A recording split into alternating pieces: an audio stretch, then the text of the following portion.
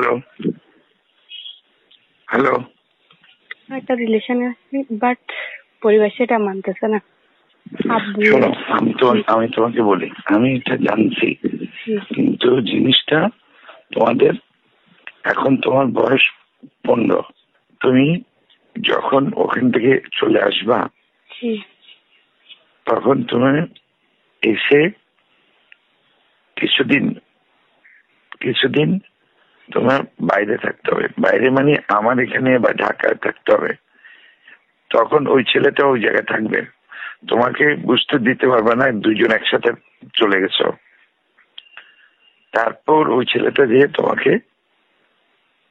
2-4-10-15 দিন পরে ওই ছেলেটা ওখানে যাবে।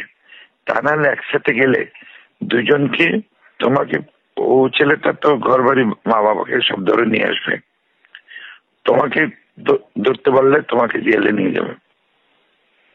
সুতরাং এটা কিছুটা আপোষ করতে হবে। আমি কিছুদিন তুমি সরে থাকতে হবে, আমি বুঝতে পারছি। কিছুদিন সরে থাকতে হবে, এই সরে থেকে তারপর ঠিকঠাক হলে তখন ইয়ে করতে হবে। আমি বলবো আরেকটা জিনিস আমাকে বলো, আমি এটা, যেহেতু তুমি বড় হয়েছ, আগের দিনে তো 9 বছরের মেয়ে, তোমাদের ওই ছেলের সাথে তোমার শারীরিক সম্পর্ক হয়েছে? না।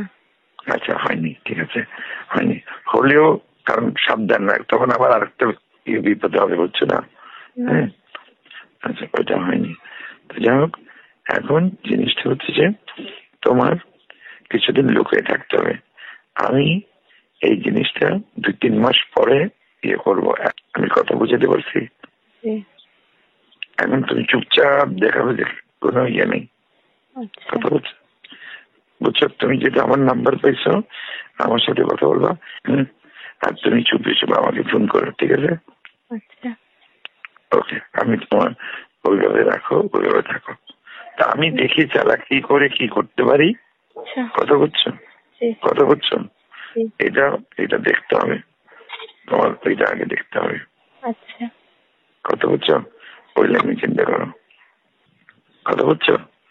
ওটা আমি একটা ব্যবস্থা করব।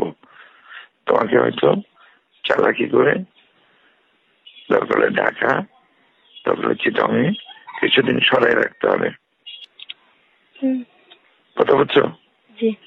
এটা মাথায় রেখো, ঠিক আছে?